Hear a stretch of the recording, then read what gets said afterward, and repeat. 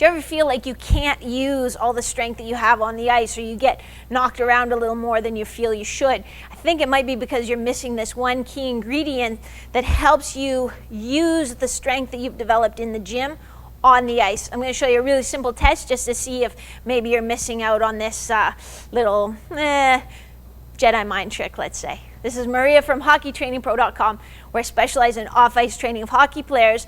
I help you live your dreams on the ice by giving you the right training to do off the ice. Here we go. I first discovered this little secret, or this little missing link, when I was the exercise specialist at a sport medicine clinic. And it was at the University of Western Ontario. It was called the Fowler Kennedy Sport Medicine Clinic. And we worked with athletes from the community, but we also worked with all the varsity athletes. So during football season, we get all the football players in and coming in with injuries and banged up, and have to get them patched up and back on the field.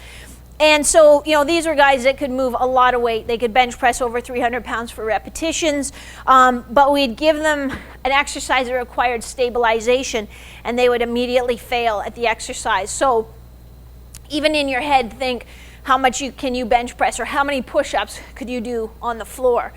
And then we'll all agree that if this were just a solid box or table that was elevated this high, push-ups would actually be easier. So just according to basic physics, if I can do 10 push-ups on the floor, I should probably be able to do 15 or more push-ups with my hands elevated up here, because it is easier.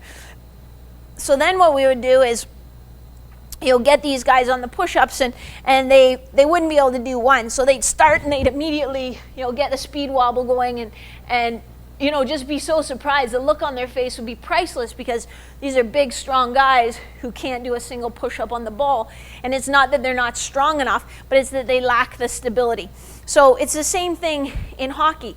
You don't realize it, but you realize that you're standing on skates, but you don't realize how unstable that is, because you're used to it.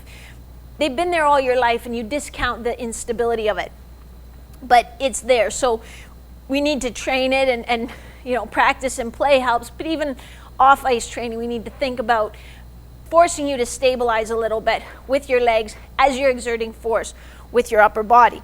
So do this little test just to see how it goes. So get a stability ball. Make sure it's a burst-resistant stability ball. Don't use one of those cheap ones that's going to burst and you land up on your face. I like to turn my fingertips out just because it feels better on my wrists, but come down nice and slow, just to touch your chest. Can you do it smoothly like that without the ball wiggling, or is there some herky-jerky going on?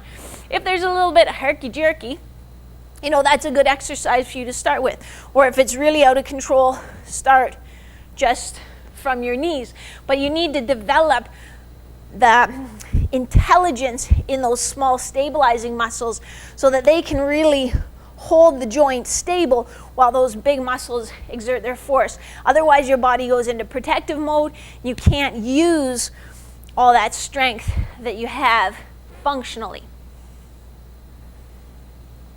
So other exercises that we use for this are standing cable chest press rather than lying down bench press, because then your hips and your torso and your shoulders have to work together. We do lots of work on the rotator cuff. You see those in the programs all the time.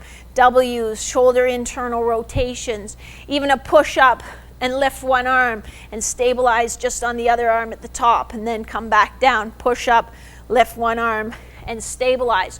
For the legs, single leg squatting. That's why we do so much single leg work, to get that stabilization. Lateral lunge to lateral raise, that again you've seen in lots of programs. So those are some ideas, but that's the why. Your stabilizers need to be smart.